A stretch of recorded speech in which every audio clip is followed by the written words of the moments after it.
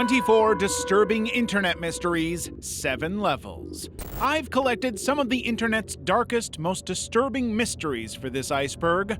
We're going to start with the more harmless and strange mysteries, and then shift into some truly deranged, scary incidents.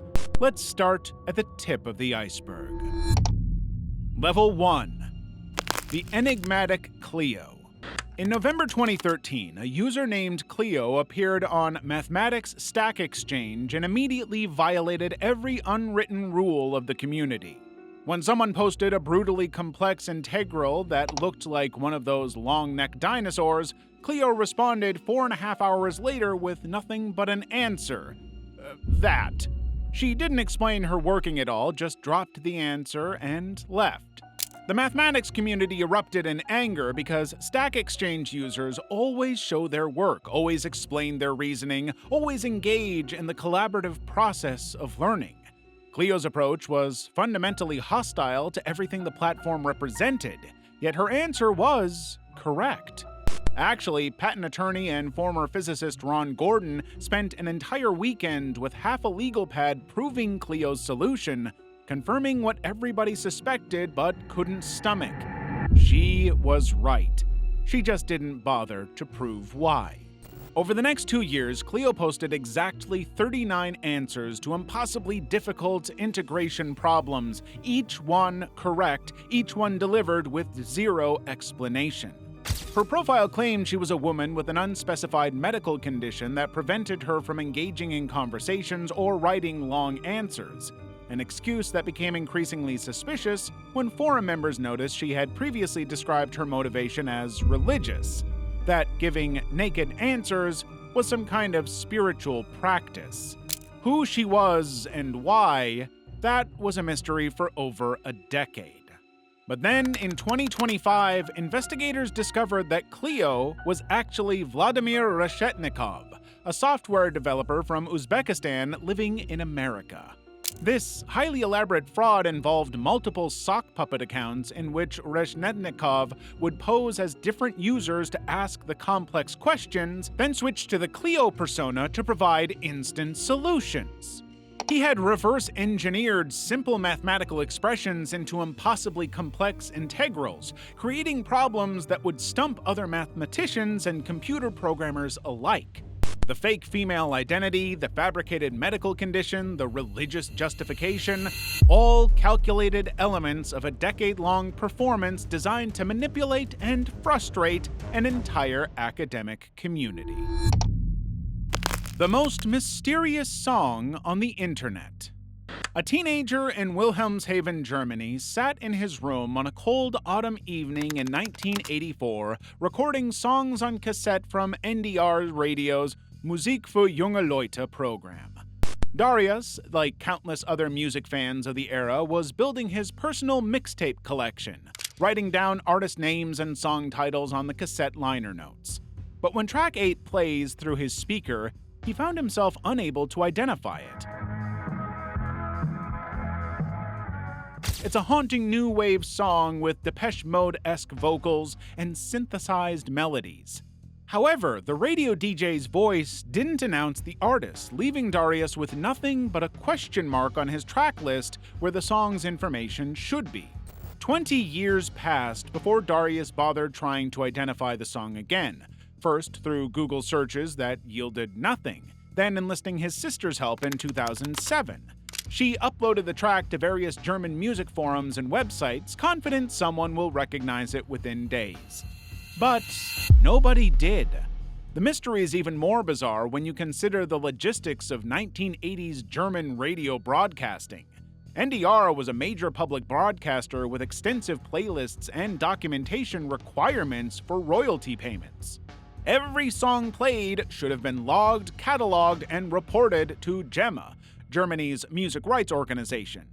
Yet somehow this particular track slipped through every official record, existing only on Darius's cassette tape and seemingly nowhere else. By 2019, Brazilian teenager Gabriel Vieira discovered the mystery and posted the song across 44 different Reddit music communities, turning the search into a global phenomenon. thousands of internet detectives began dissecting every aspect of the recording, analyzing the singer's accent, identifying specific synthesizer presets, and hunting through obscure German band archives. The Reddit community r/the mysterious song grew to tens of thousands of members, all obsessed with solving what became known as the most mysterious song on the internet. The breakthrough finally came in November 2024 when Reddit user Margin1412 discovered an old newspaper article about a band called Fex from Kiel, Germany, who won a talent contest in Bremen in September 1984. A conversation with the band's former keyboardist, Michael Hedrick, revealed that the song is titled Subways of Your Mind, and somehow the 68-year-old musician had no idea his band's track had become an internet legend. In fact, they may have more fans now than they ever did. John.com. John.com stands as one of the internet's most unsettling riddles, operating since 1994 without ever revealing its true purpose. The site presents visitors with nothing more than a collection of basic, almost primitive pictures that serve as clickable links, each one leading to password-protected login screens that demand access codes that are unknown.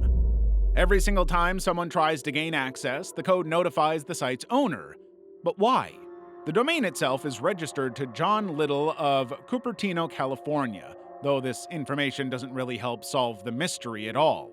The name John Little could be real, fabricated, or simply a placeholder, and the Cupertino address places the owner in the heart of Silicon Valley, which would make sense given the coding and design skills. The registration provides just enough information to seem legitimate, while revealing absolutely nothing about the site's actual function or the person behind it.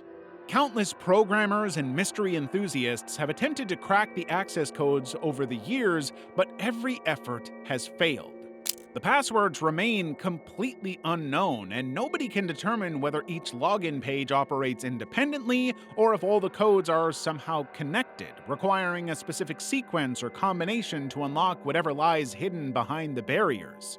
The domain's estimated value sits around $850,000, a staggering figure that reflects the premium nature of singleword.com addresses and the curious fascination this mystery has generated.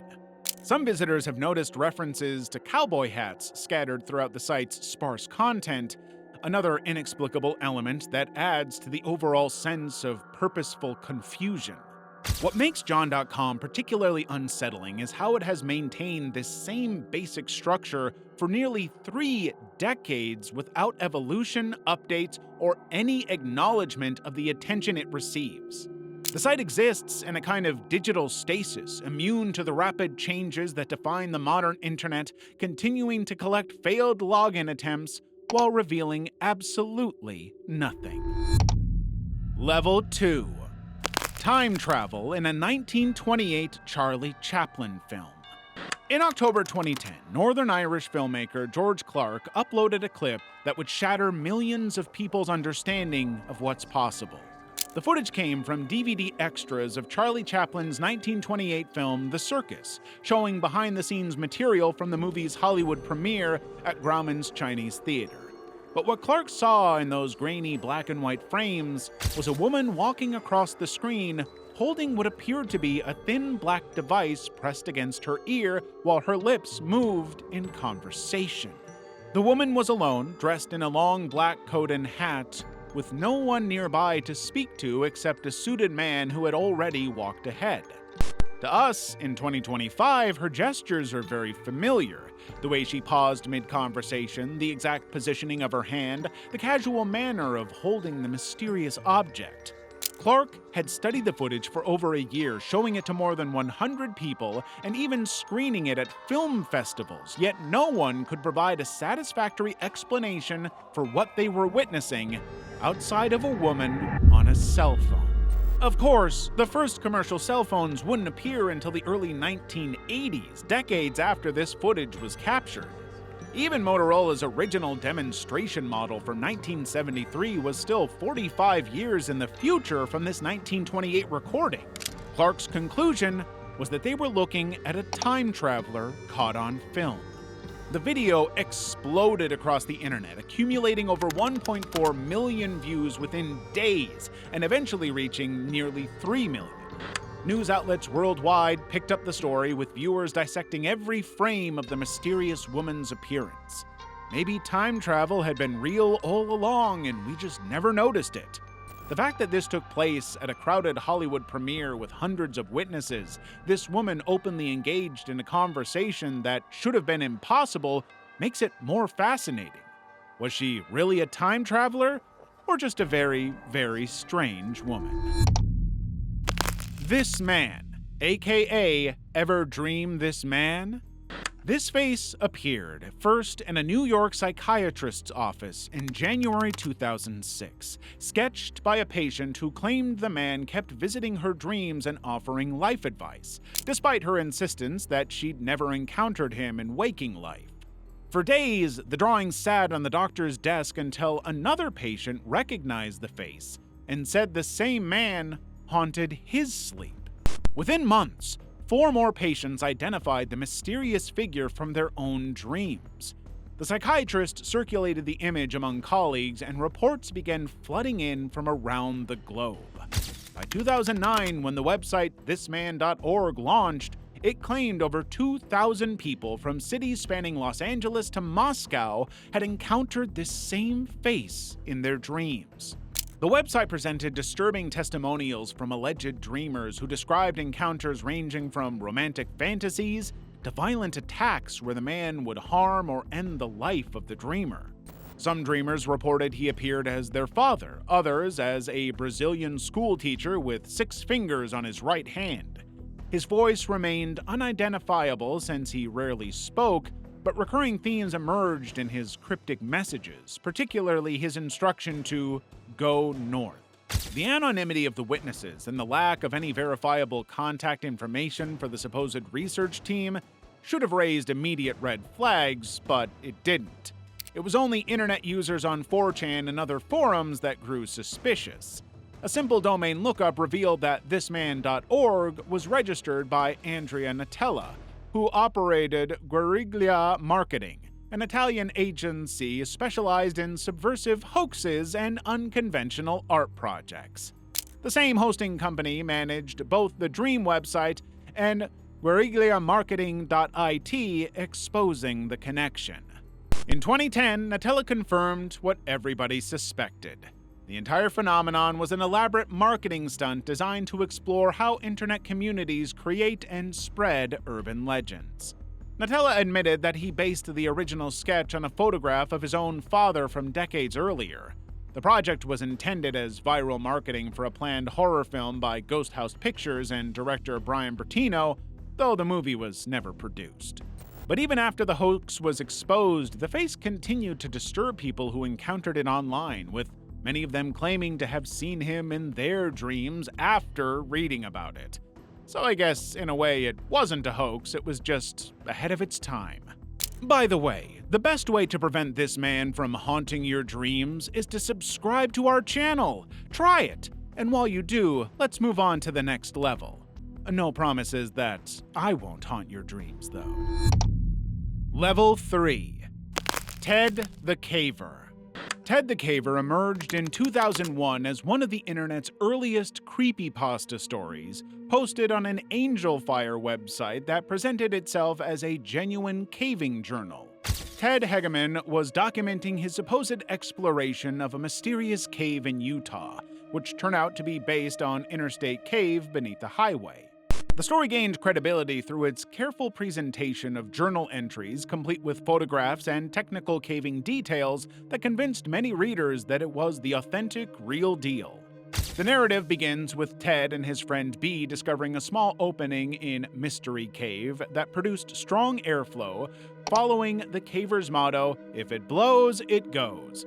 They spent months using cordless drills and sledgehammers to widen the passage they dubbed Floyd's Tomb, after the famous caver Floyd Collins, who died trapped in a similar tight space. But then, things started to happen. They feel unexplained winds and hear rumbling sounds that Ted initially attributed to highway traffic above. but the noises persisted even when no vehicles should have been present. Their dog Whip refused to approach the passage, cowering with her hair standing on end while staring fixedly at the hole. The psychological tension escalates when Ted describes hearing grinding sounds like rock sliding on rock coming from within the passage. But then, Ted hears what he describes as a terrible scream while drilling, a cross between a man screaming in fear and a cougar screaming in pain.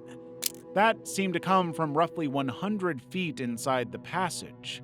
This moment represents the story's shift from adventure narrative to genuine horror, as both cavers become convinced that something evil inhabits the cave system.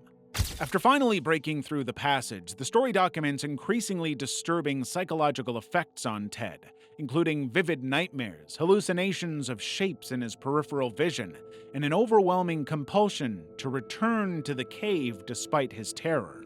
The entries become more frantic and disjointed as Ted describes needing to keep all lights on in his house and purchasing a firearm for protection. The final entry from May 2001 shows Ted preparing for one last expedition into the cave with a gun, promising to return with answers, but never updating the site again.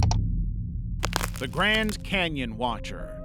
This photo was posted by Reddit user Zombie Gandalfi, accompanied by the story of his uncle's bizarre experience from the late 1970s.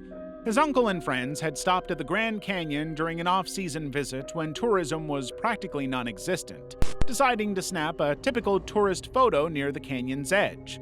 They spent roughly 15 minutes at the location, taking their time to set up the perfect shot. When the film was developed weeks later, they discovered something lurking in their photograph. Standing behind the uncle in the brush was an extraordinarily tall figure dressed entirely in black clothing with a naturally pale white skin that seemed to glow against the canyon's darker backdrop.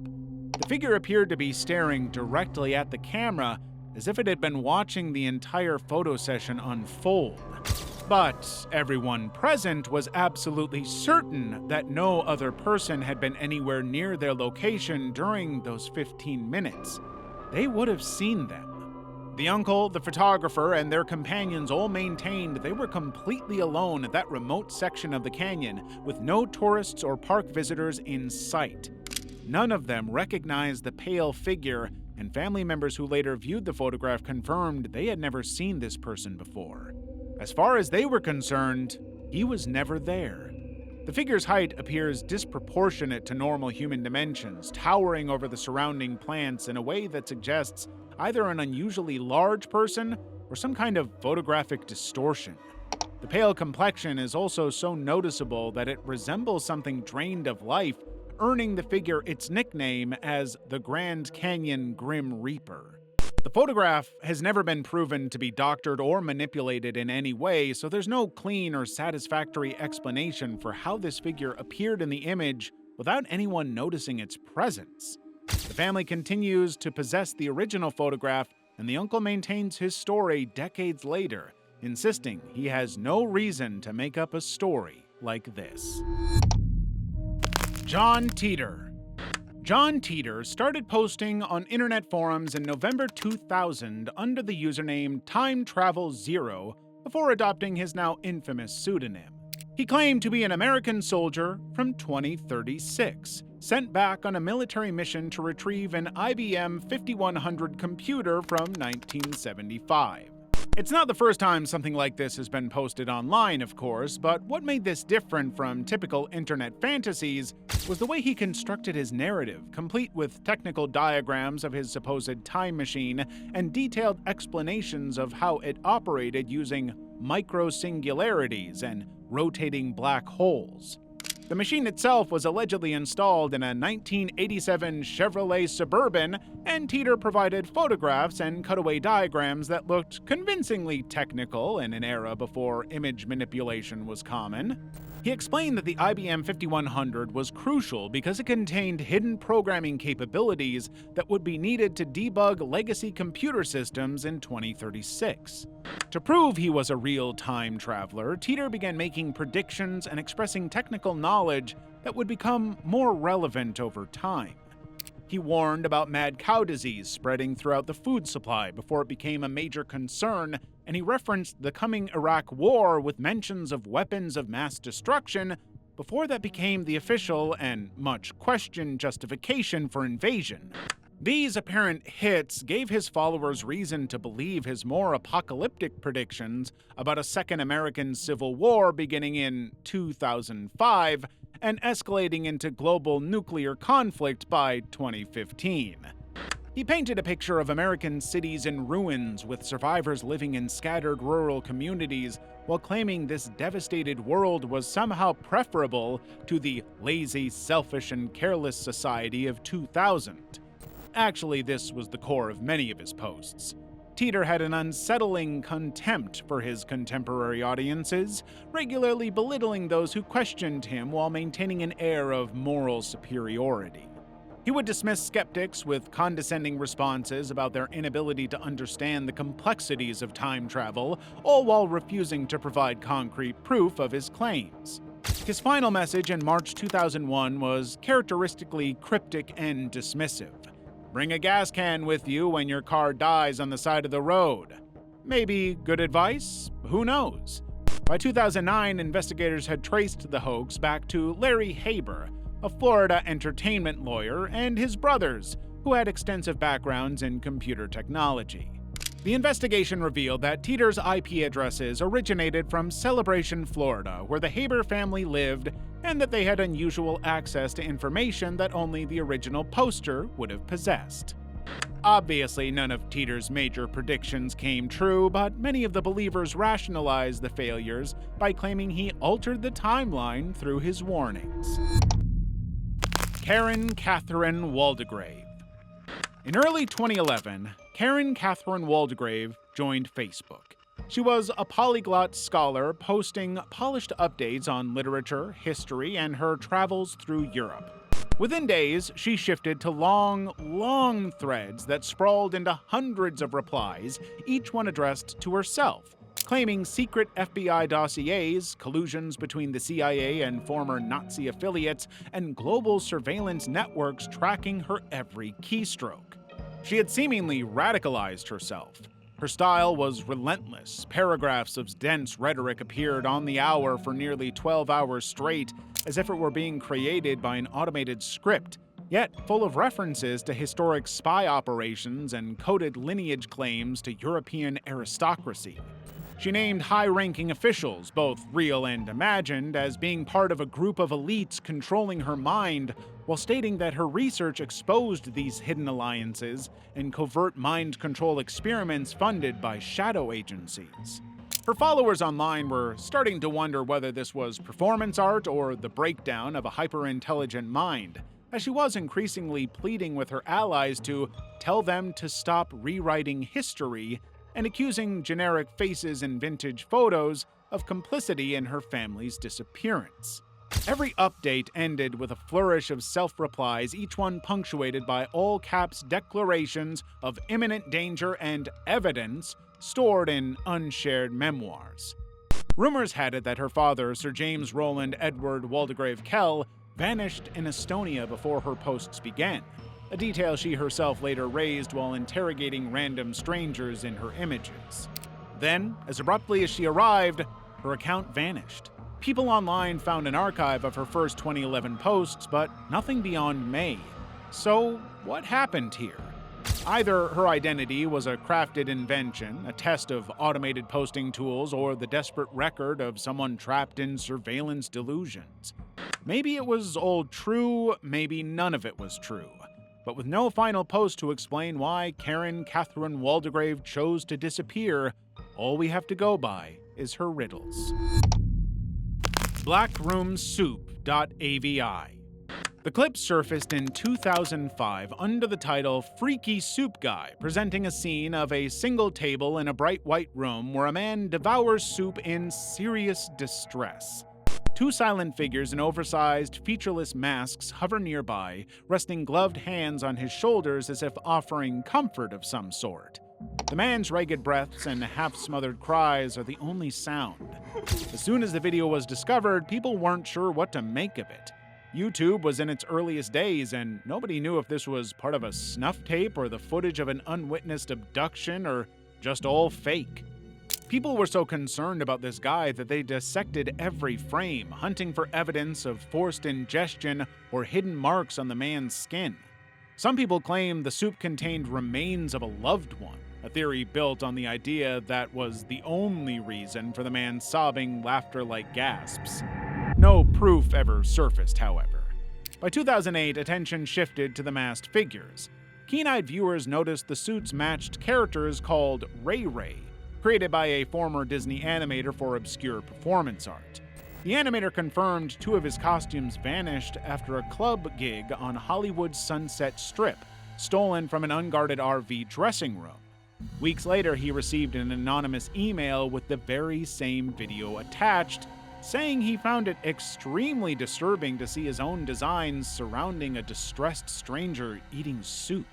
To this day, nobody is taking credit for the video and no leads have been found, raising the same question. Who made this and why? Level 4. The F04CB Mystery. In 2012, a new subreddit was founded, r/F04CB41F154DB2F05A4A, presented an unbroken stream of 8 character strings, each dropped with a numeric title that, on closer look, matched Unix timestamps. The posts would come through consistently, but with no context or explanation, and always followed by silence until the next timestamp ticked over. At 2 points, the cipher broke the pattern. One post read, "Help," another, "Please help us." As always, no explanation was given beyond those words. However, the subreddit's black and white background once featured the Reddit mascot with a bleeding eye, suggesting something here was very, very wrong, especially since it was later reverted to the default theme. Internet investigators dived right in, determined to unravel the mystery. They found that the numeric titles lined up with post dates when converted using Unix time. The character strings decode first from base 64, then through a Caesar shift determined by the last digit of the timestamp.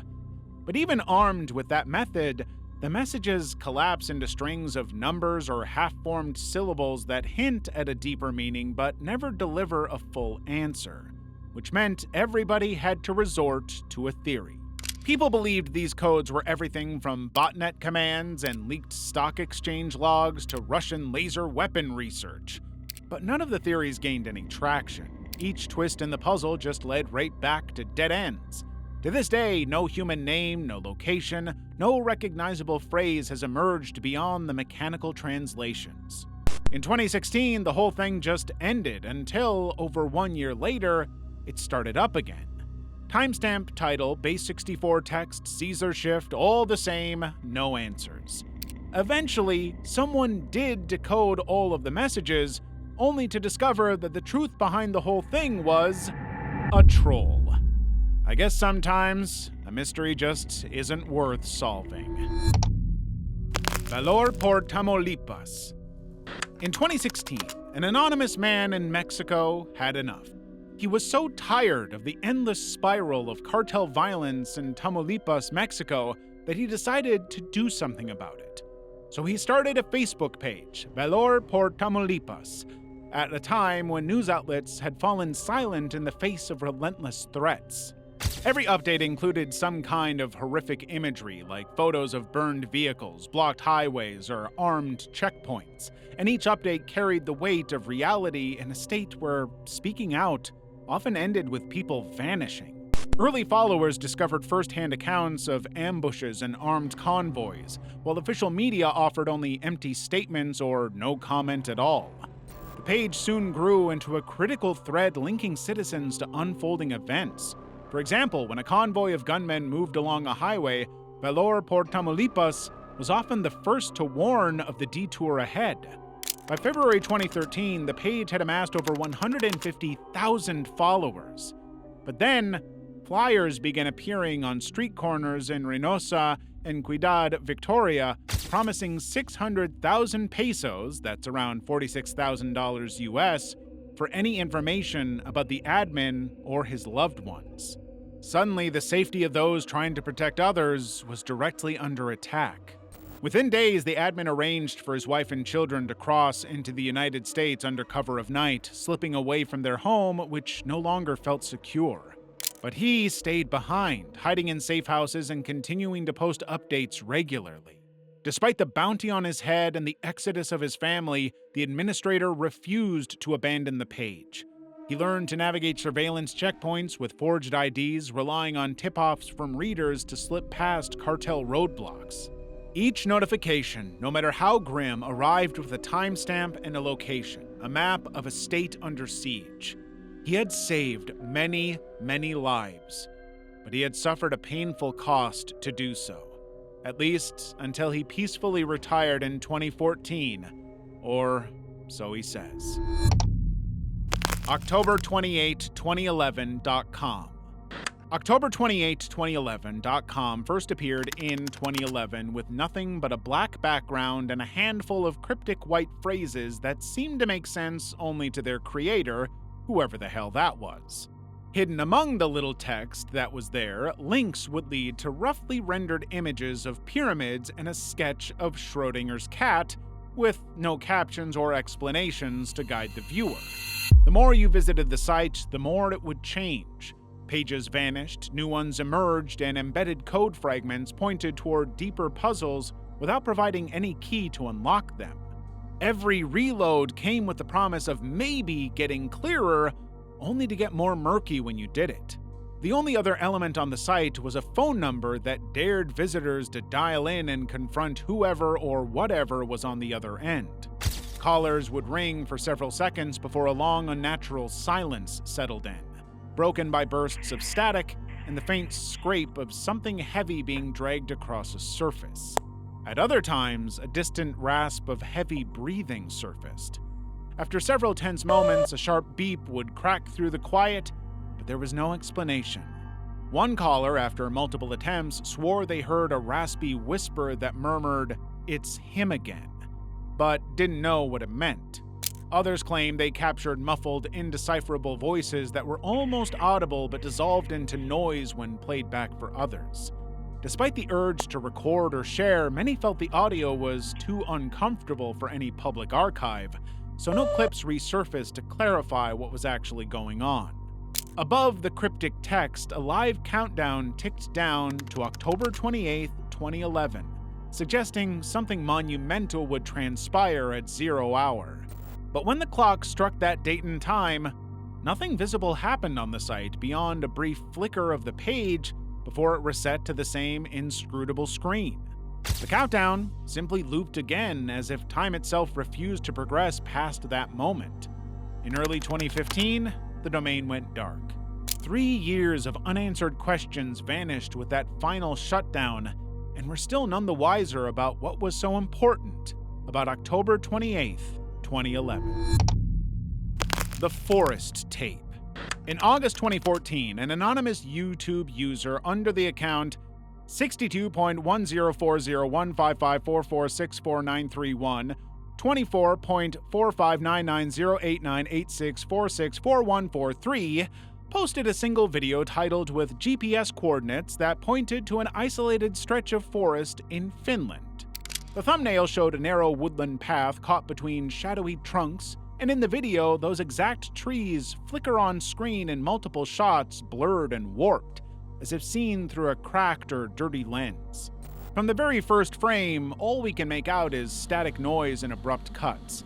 A dimly lit forest appears, camera shaking as it sweeps between trees, then suddenly it drops to black, only to re-emerge on what sounds like hospital monitors and indistinct white noise. At that point, random clips surface without warning.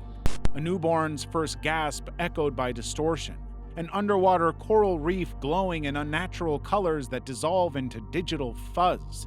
Midway through, audio fragments arrive much more clearly. A low whisper asks, "Are you in need of assistance?" Immediately followed by a high-pitched scream that shreds your speakers. Then, a calm female voice responds, "Okay, sir, I am notifying the police." Rolling into, "What is happening, sir?"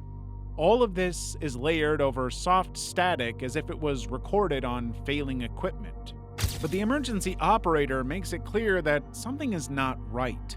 The visuals grow more unsettling as the creator borrows frames from old animation, like the mysterious stranger from The Adventures of Mark Twain. Each borrowed image is filtered to make it seem like these pieces have been dredged from hidden reels or something. But with no explanation provided, the coordinates are basically the only clue. They pinpoint a remote site that enthusiasts have neither confirmed nor refuted on foot. All that exists is this single looping tape of static and crying. So, maybe we don't even want to find out. The mysterious broadcast of UVB-76. Since the late 1970s, UVB-76, known on the airwaves as the Buzzer, has carried a relentless buzzing tone on 4,625 kilohertz, even through decades of political upheaval in Russia. Listeners tuning in hear a mechanical drone, roughly 25 beeps per minute, looping without pause. Just before each hour in the earlier years, that metallic hum switched to a sustained tone for 60 seconds, a pattern which was eventually abandoned around 2010 for reasons nobody knows.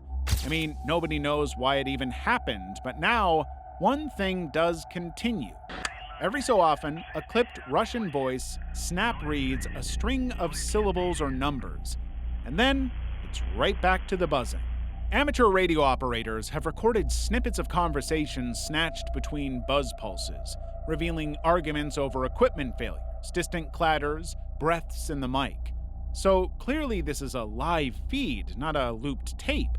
But surely that must raise more questions about what the heck is going on here. Theories have suggested a military relay in the shadow of St. Petersburg, possibly tied to command networks in the Western Military District, the station feeding orders stamped with codes too obscure for normies like us to decipher. Others think it's part of a network of numbers stations, a dead drop for field operatives interpreting strings of digits in orders too dangerous to broadcast openly. But the most disturbing theory of all is that this bizarre broadcast has a part in Russia's so-called dead hand system, a trigger for automated retaliation if lines of communication collapse, or if the apocalypse strikes. Through revolutions, regime changes, global crises, and modern tech wonders, UVB-76 has never faltered, but it continues to be one of the strangest, most inexplicable mysteries out there. Level 5. GhostNet. In March 2009, researchers from the Information Warfare Monitor began to trace unusual traffic from servers in China to hundreds of compromised machines around the world.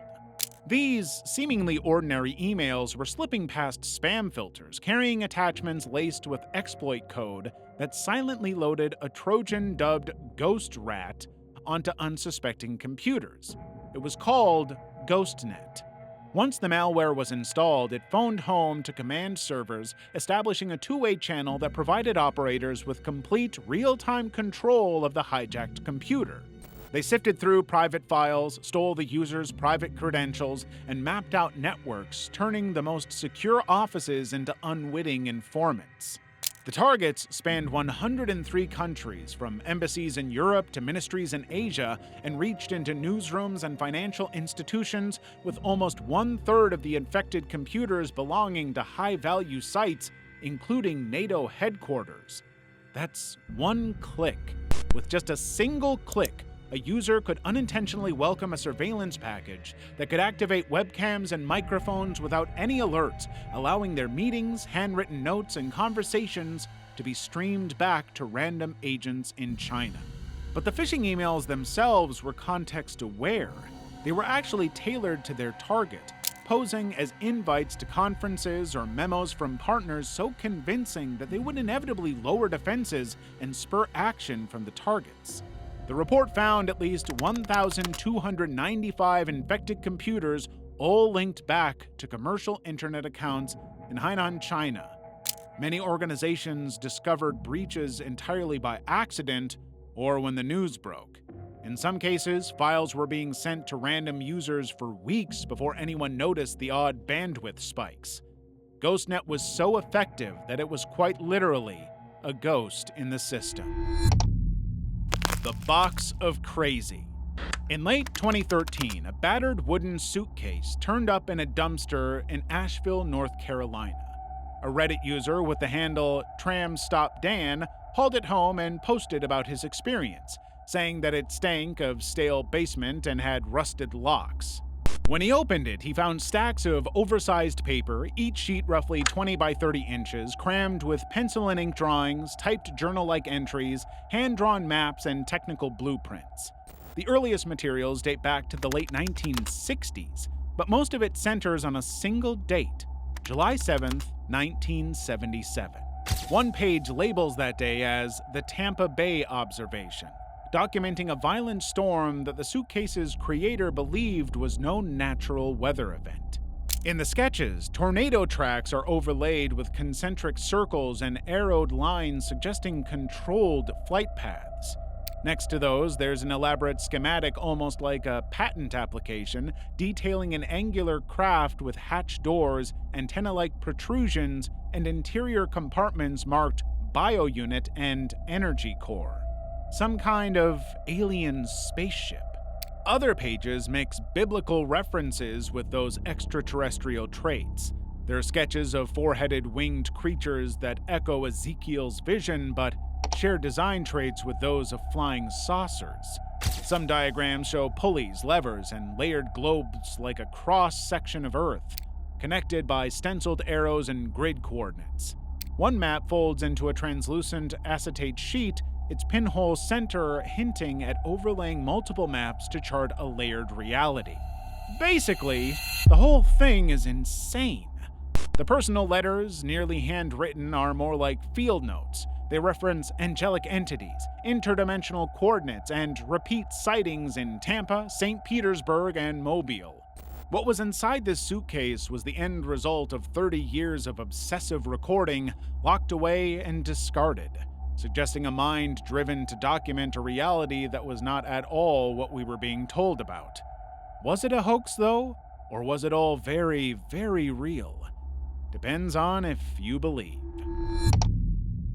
Owen Hai's last video. Korean actress Owen Hai uploaded what would become her final YouTube video on September 12, 2020, just 2 days before her death at age 36.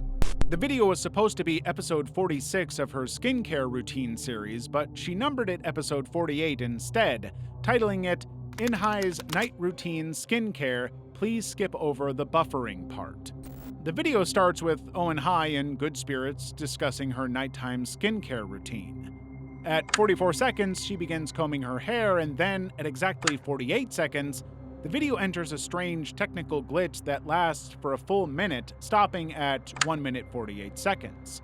During this entire minute of frozen video, her voice continues uninterrupted in the background, while the video shows her appearing to be repeatedly striking her neck with the comb. The gesture looks like something far more ominous than casual hair brushing. Given that she was known for her meticulous editing and technical precision in previous videos, it seems strange that she would leave this prolonged glitch in the video rather than just refilm it on another night. But then we get to the numbers. The number 48 appears throughout the video. The episode number, the timing of the glitch, the duration ending at 1 minute 48, and even biographical details like her birth year, 1984, and weight of 84 kilograms all contributed to the pattern. Some viewers noticed the clock in the background showed hands at 8 and 6, which, when multiplied, equals 48. The video was also posted approximately 48 hours before her death, discovered when a friend found her unresponsive at her home in Incheon. It's all very strangely coincidental. Owen Hai was found in cardiac arrest on September 14, 2020 at around 5 a.m. Despite a brief recovery of her pulse and breathing, she never regained consciousness and passed away shortly after. The video remained on her channel briefly before being set to private, but not before countless viewers had dissected every frame looking for hidden messages. They never found any. Yay, video games. The user Yay Video Games first appeared on Reddit in September 2010, replying to a question about Oblivion mods with a polite mod recommendation. Then he just imploded into a stream of garbled DRM talk and junk removal instructions. When another user asked for clarity, he snapped back with a bizarre catchphrase. Ubisoft goes Steamworks bye-bye, always on DRM. Within hours, that single line evolved into thousands of variants, overwhelming the original thread with a relentless tide of repetitive comments. Over 4,000 individual postings were made in the single Oblivion discussion before the automated removals began to whittle the spam away. Every new interaction came with creepy images of scrawled text and unrelated photos. The moderators tried banning the handle, but every block just unleashed fresh floods of the same broken mantra. It was bizarre. Reddit users scoured archives and uncovered the same distorted dialect in subreddits like r/cleanliness under usernames such as not sure how big you are, no substance here, and vinyl record. Every single account had the same strangely broken syntax and obsessive repetition, which really suggests that they were being controlled by the same person. In fact, the early posts were coherent and topical, only later descending into these relentless nonsensical loops. What exactly happened there? The volume and odd consistency of the postings suggested something beyond spam. This guy was committed to it. But then in late 2015, all activity stopped. For 5 years, he had relentlessly posted this single comment, and now he was totally silent. 4 months later, a friend confirmed that the person behind the onslaught, known offline as Lyndon, had died. What he left behind was a pretty clear message he wanted the world to hear, only it wasn't all that clear. Level 6. The Bridge. A user on r/letsnotmeet described finding a hidden crawl space beneath a coastal highway bridge in North Wales, accessed through an unmarked manhole next to some train tracks. They returned later with tools, pried open a heavy steel cover, and descended a narrow ladder into a dark tunnel. After they made their way through a tight passage, the group discovered a small chamber where a single folding chair faced a concrete wall, which held a photograph of a woman with her eyes physically removed, the image taped in place. A used condom stained dark red lay crumpled on the damp floor nearby. Within that crawl space, they found some graffiti and human waste all over the walls, and the smell of decay hanging in the air. There was no identifying features in the photo, no name or date, just a ragged tear at one corner. According to the post, there was nothing there that suggested this was a homeless camp. Years after the initial post, dozens of people requested a follow-up, and the original poster promised a return visit during the day to capture clearer images. But his friends backed out once they learned the route ran beneath active train lines, leaving the poster to venture out alone. Their next post confirmed the chair and photograph remained untouched years later, with no hint of who had placed them or why. Weeks later, the poster vanished from the thread, abandoning promises of another update and leaving only the blurred photos as evidence. With no real answers, everybody was left with the same questions. What happened? What purpose did this makeshift shrine serve? And who might return next? Level 7. The Heaven's Gate website.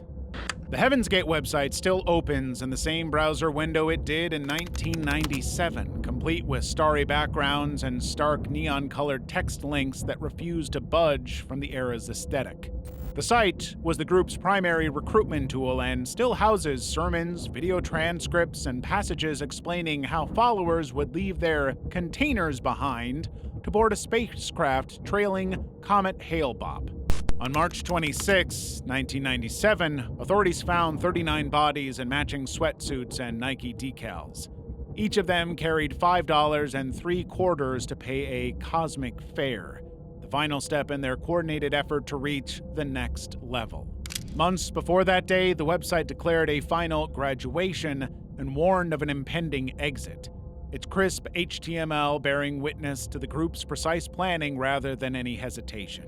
2 members survived the event's aftermath, charged with keeping this website archive alive. Known only as Mark and Sarah King, They answer inquiries through the site's email address and renew hosting bills every year, ensuring the original layout and wording remain untouched. The Kings never update design elements, preserving the retro frames, blinking red alert banners, and meta-tagging keywords that once spanned entire pages to spam search engines with UFO, extraterrestrial, and end times. You can still find pages like Our Mission and exit statements outlining how members left their flesh behind. Graphics of domed spacecraft hover beside blocky paragraphs on cosmic hierarchy and the dangers of mainstream religion, which the group deemed a barrier to ascension. But what's truly disturbing? This living relic has outlasted every commercial service and social network of the 90s, quietly ticking along for nearly 3 decades. Alex from 4chan. In April 2013, an anonymous user on 4chan posted GPS coordinates pointing to a dilapidated warehouse in Elizabethton, Tennessee, promising a prize for anyone bold enough to venture there. But the tone of the post changed when the original poster shared an image of a rotting hand lying on cracked concrete, followed by a photograph of a sealed body sack resting against rusted metal beams. Nobody really knew what to make of it, whether it was part of an elaborate prank or a deliberate lure towards something far darker. But a few days later, a participant calling himself Alex from Tennessee announced he had arrived at the site before dawn. His first updates noted the warehouse entrance sagging on broken hinges, its walls scarred by graffiti and decades of neglect. Alex uploaded photos of scattered empty glass jars and tangled wiring strewn across a dirt floor. He found the same plastic bag shown earlier, now half buried under debris. Inside lay a mummified pelvis wrapped in yellowed newspaper and a paper plate stamped with a coded date and the comment, "You shouldn't have come." Alex's posts came in quick succession. He captured a dimly lit stairwell descending into damp darkness, each step crusted with grime. He shared an image of an old mattress soaked with an unknown fluid and a broken wooden pallet stained red. His captions stuck strictly to what he saw. He wasn't speculating, he just found a lot of things. Spoons rusted beyond recognition and a cluster of used pill bottles scattered around the place. Then, as Alex edged deeper into the cavernous ruins, he paused. A final photo showed him peering through a narrow crack in a boarded-up doorway, beyond which lay rows of sealed body sacks identical to the first image. He suddenly wrote, "I hear tires on gravel, not mine." His updates stopped there. To this day, it's not known what happened to Alex from 4chan. Nobody else dared to go near that abandoned warehouse to find out.